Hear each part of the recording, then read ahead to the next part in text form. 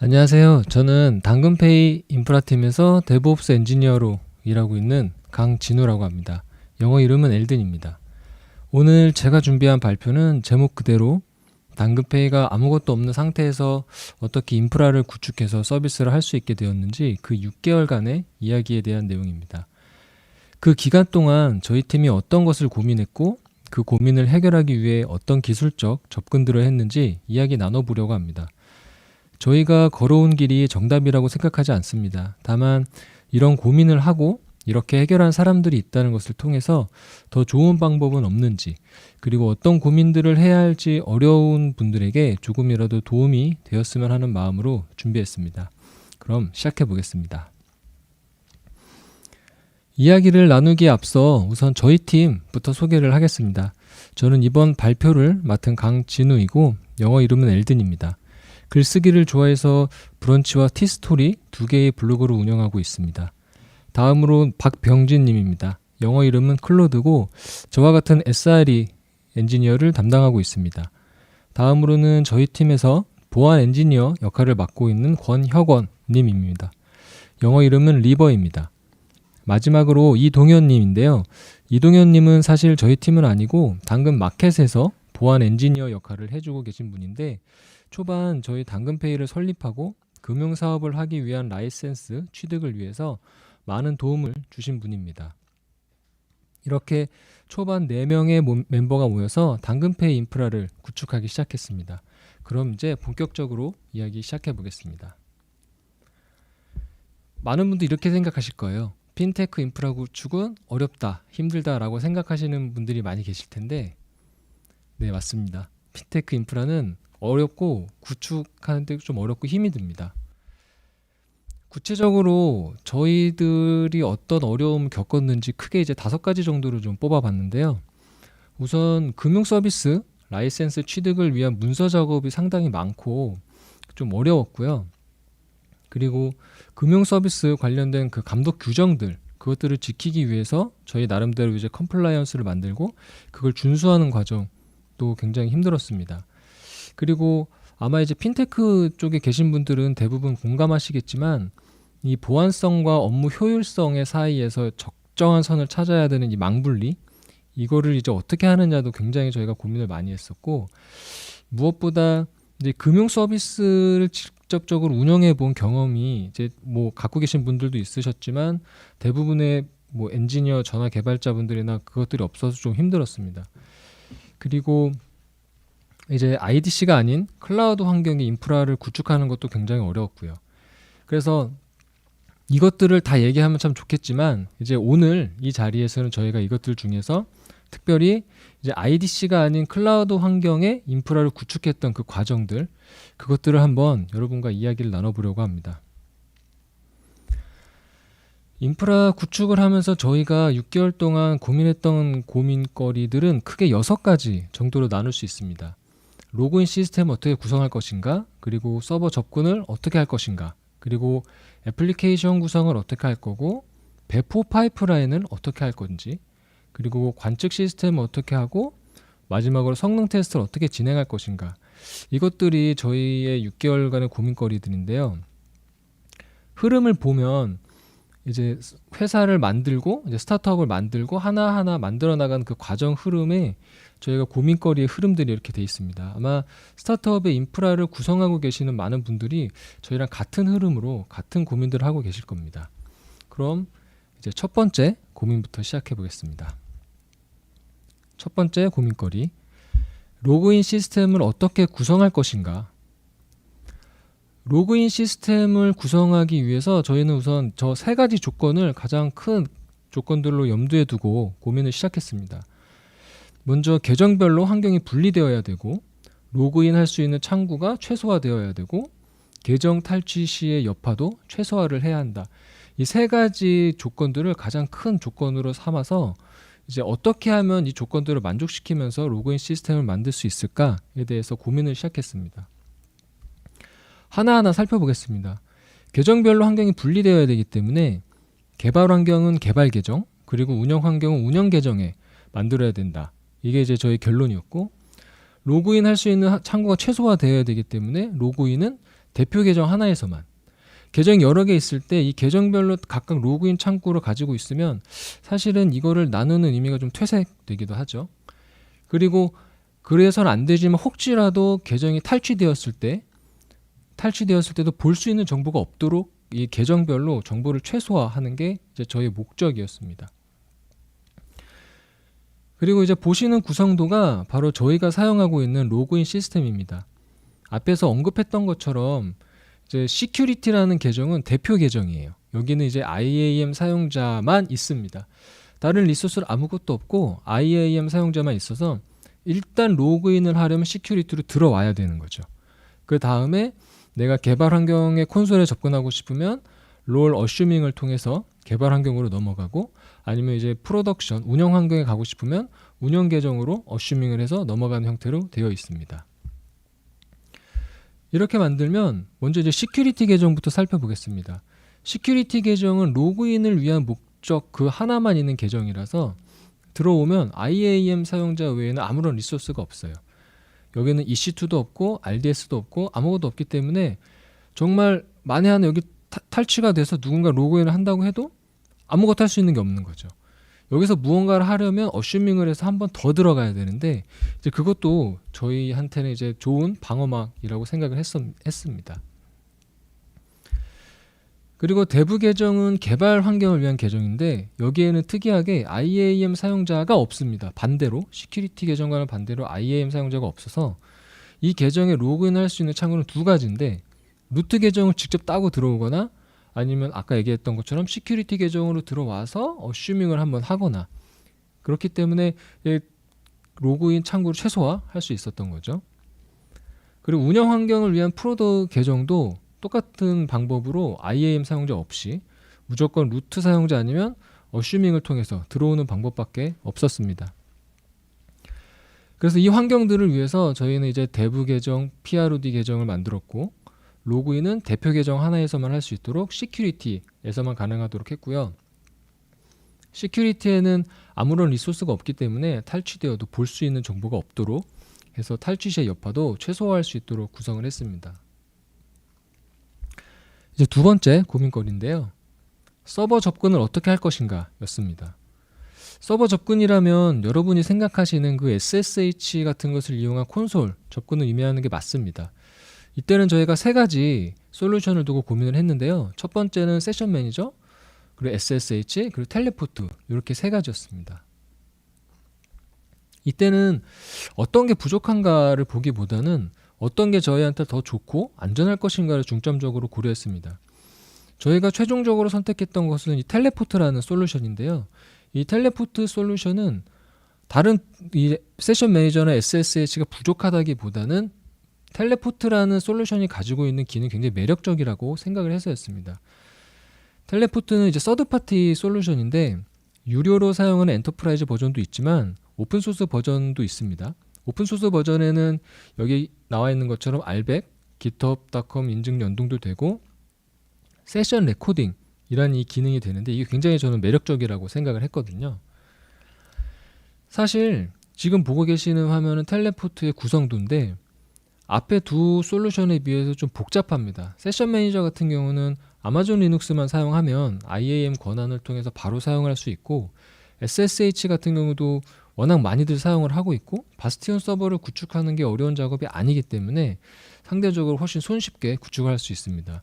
그런데 텔레포트는 보이는 것처럼 프록시 서버도 있어야 되고 어스 서버도 있어야 되고 이 텔레포트를 각각의 노드에도 다 설치를 해야 되는데 이런 어려움을 다 감수하고서라도 텔레포트를 선택했던 이유는 이게 가장 큰 매력 포인트였습니다. 바로 세션 레코딩인데요.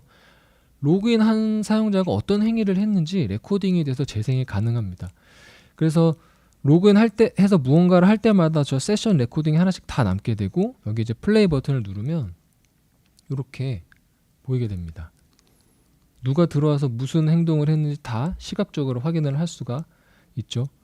물론 이제 세션 매니저나 SSH도 어떤 명령을 쳤는지 오딘 로그를 통해서 기록할 수 있지만 이렇게 무언가 직접 눈으로 시각적으로 확인하는 게 저희는 가장 큰 매력이라고 생각을 했습니다. 세 번째 고민거리는 애플리케이션 구성을 어떻게 할 것인가 였습니다. 쿠버네티스를 사용할 것인가, EC2 기반으로 구성할 것인가, 이거 굉장히 이제 많은 고민을 했던 거고요. 이 애플리케이션을 어떻게 구성할 것인가는 제가 했던 고민 중에 가장 힘들게 결정했던 고민거리였습니다. 사실 저한테는 어떤 악마의 유혹 같은 느낌이었거든요. 왜냐하면 EC2로 구성하게 되면 제가 이제 경험도 많고 상대적으로 좀 쉽기 때문에 EC2로 하고 싶었지만, 그래도 뭔가 이제 새로운 회사에 왔고 새롭게 뭔가를 배워야 되지 않을까라는 생각이 좀 있어서 쿠버네티스로 구성하기로 결정을 했습니다. 쿠버네티스로 구성하면 이제 애플리케이션 구성 이제 매니페스트 같은 걸로 만들어 놓을 수 있어서 가능하기 때문에 애플리케이션이 아주 많아져도 크게 이제 복잡성이 늘어나진 않습니다. 그런데 이제 쿠버네티스 자체를 관리하는 게 어떤 운영 부담이 될 수 있죠. 그게 사실은 제 개인적으로는 이제 스타트업에서 쿠버네티스를 사용을 하게 되면 이제 당장 애플리케이션에 집중을 해야 되는데 그러지 못하고 쿠버네티스를 운영하기 위한 기술에 집중하게 되는 어떤 그런 오버 엔지니어링이 될 가능성이 좀 있다고 생각을 했거든요. 그래서 좀 기술을 위한 기술에 매몰되지 않을까라는 걱정이 좀 있었는데, 그럼에도 불구하고 저희가 이제 쿠버네티스를 결정한 이유는 저희 팀에 있는 이제 아까 소개해드렸던 클로드가 그 쿠버네티스에 상당히 경험이 풍부했던 엔지니어였고, 이제 당근 마켓이 이미 쿠버네티스 기반으로 운영을 하고 있었기 때문에 저희한테는 굉장히 큰 도움이 될 수 있었습니다. 기술을 리딩할 수 있는 엔지니어가 있고 어려울 때 도움을 받을 수 있는 이제 든든한 아군이 있었다는 게 저희는 이제 쿠버네티스를 선택한 가장 큰 이유였습니다. 그리고 앞서 이야기한 것처럼 쿠버네티스 자체에 대한 운영 부담을 줄이기 위해서 저희는 클러스터 구축을 직접 하지 않고 EKS를 사용하기로 결정했습니다.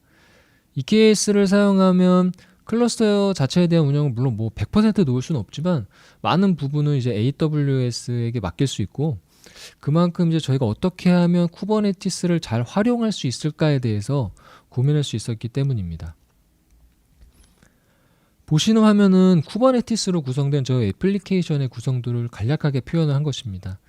각각의 마이크로 서비스들은 별도의 이제 디플로이먼트를 가지고 파드를 만들어내고 ALB 인그레스를 통해서 최상단 클라이언트 요청을 받고 상호간 통신도 하게 되는데요. 이제 시작하는 단계라서 구성이 뭐 대단히 뭐 이렇게 멋지고 굉장히 뭐 좋지는 않지만, 무엇보다 이제 이스티어 같은 거 도입을 통해서 저희도 조금씩 고도화해 나가려는 준비를 하고 있습니다. 네 번째 고민거리는 이제 배포 파이프라인 구성을 어떻게 할 것인가 였습니다. 배포 파이프라인도 아주 치열하게 고민했던 고민거리였는데요. 보시는 것처럼 좋은 배포 도구들이 정말 많이 있기 때문에 이 중에 어떤 걸 사용해야 할까 하는 고민의 시간이었습니다. 저희는 일단 EKS를 사용하기로 결정했기 때문에 쿠버네티스의 장점을 최대한 살릴 수 있는 도구로 결정해야 할 필요가 있었습니다. 그리고 이 쟁쟁한 후보들 중에 저희가 최종 결정한 건 GitHub 액션, 아르고 CD, 아르고 워크플로우였습니다. 무엇보다 이 세 개의 기술들에 대한 운영을 해본 경험이 있었고, 당연히 이제 GitHub과의 연계가 손쉬운 그런 기술 스택을 선택했어야 됐는데, GitHub 액션은 이제 말 그대로 GitHub에서 만들었기 때문에 GitHub과의 연계가 굉장히 손쉬웠고, 아르고 CD와 아르고 워크플로우도 GitHub 랩4를 기반으로 이제 매니페스트를 구성하고 배포할 수 있었기 때문에 GitHub과의 연계가 손쉽게 구성될 수 있었습니다. 이렇게 구성된 저희의 배포 파이프라인은 이렇습니다. 먼저 개발자가 소스 코드를 만들고 업로드한 후에 PR을 생성합니다.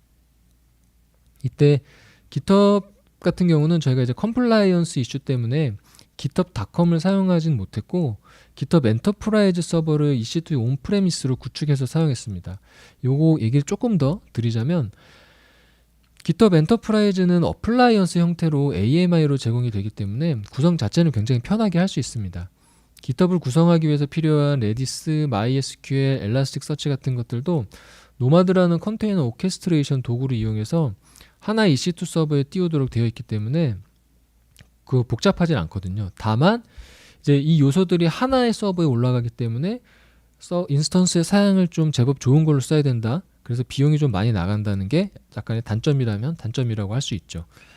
그리고 이것도 다 쪼개서 클러스터로 구성을 할 수 있지만 클러스터 구성까지는 저희는 오버 엔지니어링이라고 생각을 했기 때문에 프라이머리와 레플리카 이렇게 해서 리던던시 구성만 해서 운영을 시작을 했습니다. 만약 여러 가지 이유로 GitHub 클라우드를 사용하지 못하는 경우가 있다면 GitHub 엔터프라이즈 서버를 조금 괜찮은 서버에 올려서 운영하시는 것도 저는 괜찮은 것 같습니다. 저희는 이제 M5 4X 라지 정도로 사용을 하고 있는데 6개월 동안 한 번도 문제가 있었던 적은 없었고요.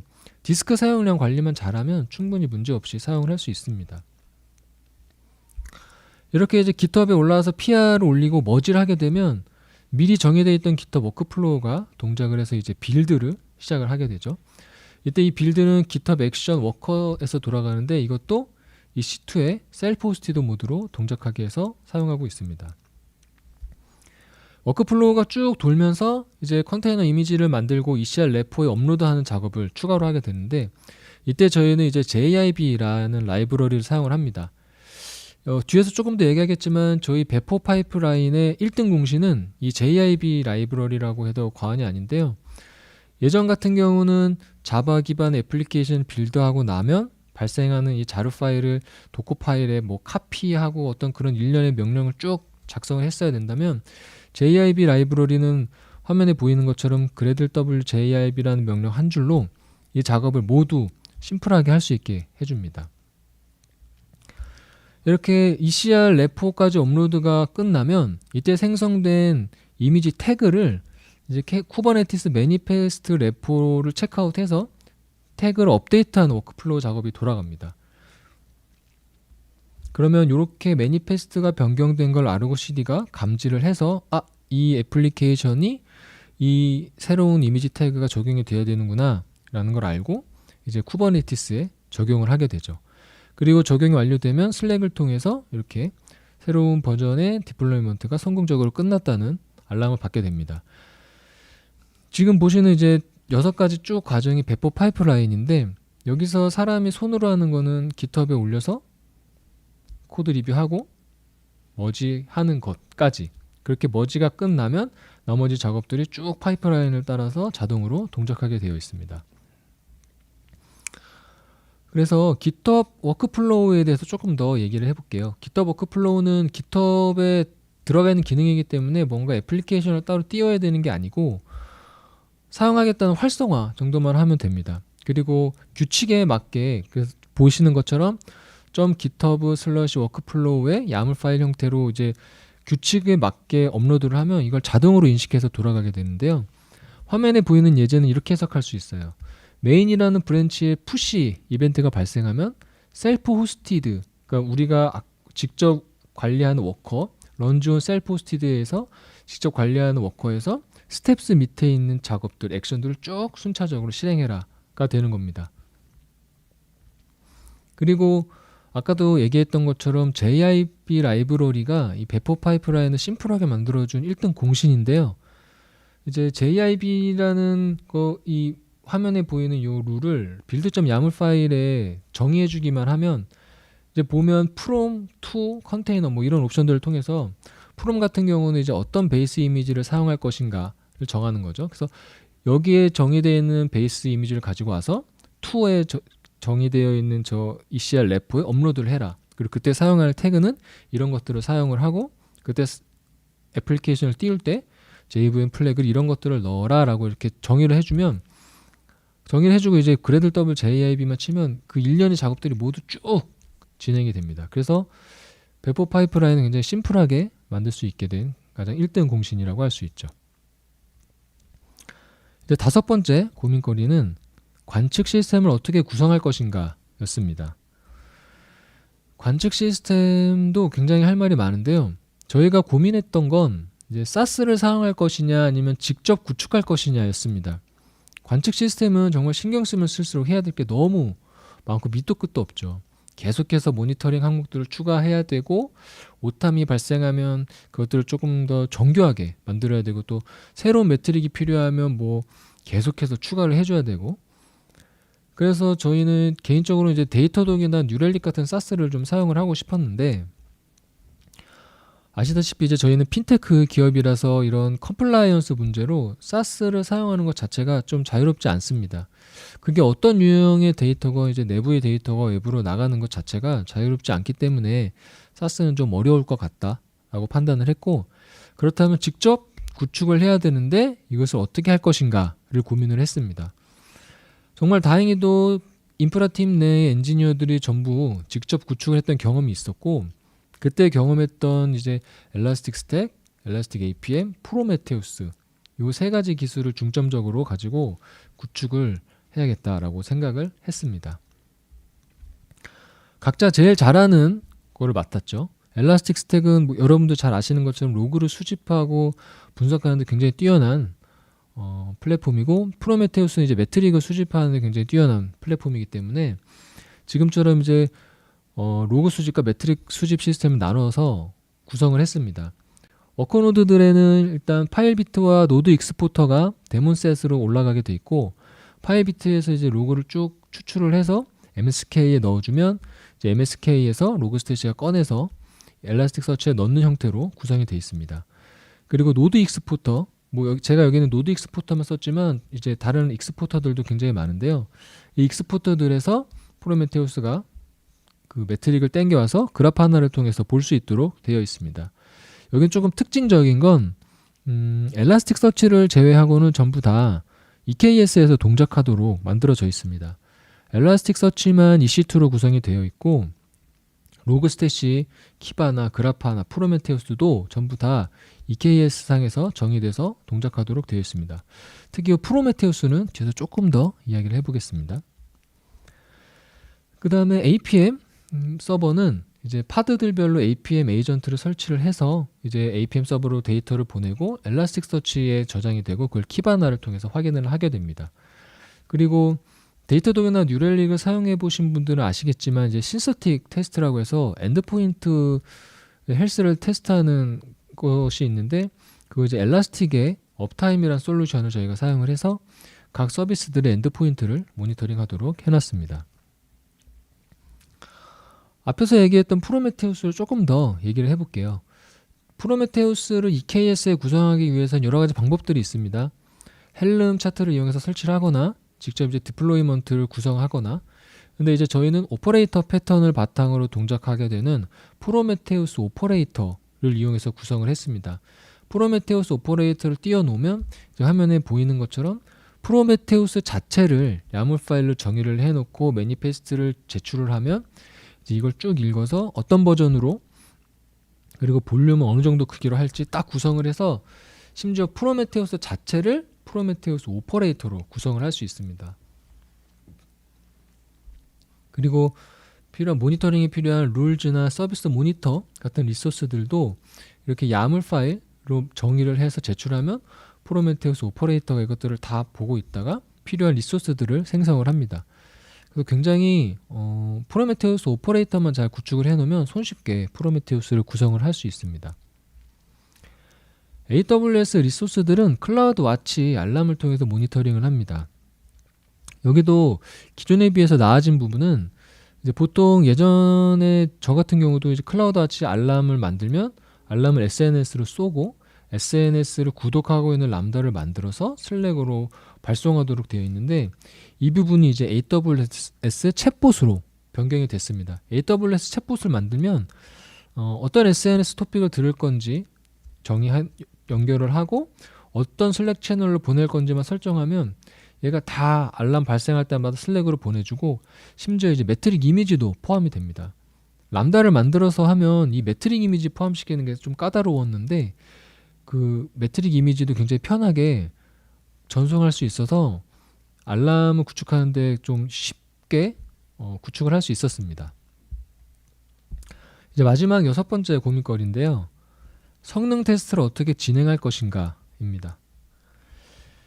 저는 성능 테스트를 굉장히 중요하게 생각합니다. 왜냐하면 이제 결국 얼마나 안정적으로 서비스를 오픈하고 운영하느냐는 얼마나 정확하게 성능 테스트를 했느냐와 직결이 되기 때문인데요. 저희가 이때 사용했던 도구는 K-로커스트라는 도구입니다. K-로커스트는 부하 생성 도구인 로커스트를 쿠버네티스에서 동작하게 한 오픈소스입니다. 그리고 이제 테스트의 목적을 좀 분명히 해야 되는데 단순하게 최대 성능을 측정하는 테스트는 좀 이제 목적이 불분명할 수 있죠. 그래서 저희는 이제 테스트의 목적을 정확하게 10분 동안 테스트를 돌렸을 때 99%의 응답 시간이 100ms 이내가 나오는 그 구간 안에서의 최대 TPS를 우리가 파드가 받아낼 수 있는 최대 TPS다라고 생각을 하자. 그래서 그걸 목적으로 딱 잡고 이것을 구하기 위한 테스트를 했던 거죠. 보시는 화면은 이제 저희 성능 테스트 결과를 기록해둔 페이지인데 보시면 뭐 650 TPS에서도 뭐 괜찮은 응답 속도를 보여주고는 있거든요. 근데 이때는 이제 99%로 봤을 때는 150ms니까 우리 기준에는 부합하지 않는다라고 판단을 했고 460 TPS 정도에서 이제 99%의 리스폰스 타임이 이제 90일 정도 나왔으니 조금 더 여유 있게 해서 우리의 파드들은 400 TPS 정도를 처리하는 게 파드 하나당 400 TPS를 처리하는 게 안정적인 서비스를 할 수 있는 거다라고 판단을 하고 이제 모니터링에 대한 기준, 알람을 받는 기준도 이제 여기에 맞춰 놓는 거죠. 그리고 성능 테스트를 하게 되면 TPS 확인도 가능하지만 여러 가지 정보들을 또 확인할 수 있습니다. 저희는 테스트를 돌리는 동안에 이제 클로즈 웨이트 소켓이 쌓이는 현상을 발견했는데 저희는 이제 이거를 웹플럭스 기반의 애플리케이션에서 언더토우를 사용했을 때 나오는 현상이었더라고요. 그래서 이걸 네티로 변경을 하면서 클로즈 웨이트 소켓이 쌓이는 현상은 없어졌고 이제 애플리케이션별로 그러면 흰 메모리를 몇을 가져가야 되냐, 왜냐하면 GC가 발생하는 것도 봐야 되고 했기 때문에 이제 이 모든 것들을 같이 확인을 할 수 있었던 거죠. 그래서 만약에 우리가 그대로 오픈했으면 언더토우로 그대로 오픈했으면 지금쯤 클로즈 웨이트 소켓들이 계속 쌓이기 시작했을 거고 뭐 경우에 따라서는 주기적으로 애플리케이션을 재시작하거나 이런 작업들을 했어야겠지만 성능 테스트를 통해서 이것들을 사전에 발견할 수 있어서 충분히 대응을 할 수 있었고 이제 적합한 파드의 사양을 결정하는 데도 도움이 좀 많이 됐습니다. 네, 그리고 이제 이런 과정들을 6개월을 거쳐서 이제 저희가 대망의 서비스 오픈을 했는데요. 우선은 제주도 지역에 서비스를 선 오픈을 했습니다. 그리고 이제 트래픽 그래프들이 이제 보이기 시작하죠. 네, 11월 1일 그 시간부터 쭉 올라간 트래픽이 보이기 시작하고요. 이제 계속해서 모니터링을 하면서 안정화를 시키고 뭐 문제 있는 건 없는지 지켜보고 있는 단계입니다. 저의 마지막 고민거리는 이제 인프라를 자동화해서 이제 개발자분들이나 저희 인프라팀이나 좀 더 효율적으로 어떻게 하면 더 잘 일을 할 수 있을까에 대해서 준비를 하고 있고 이제 막 오픈을 한 지 보름 조금 넘었으니까 계속해서 서비스를 안정화시키고 있습니다.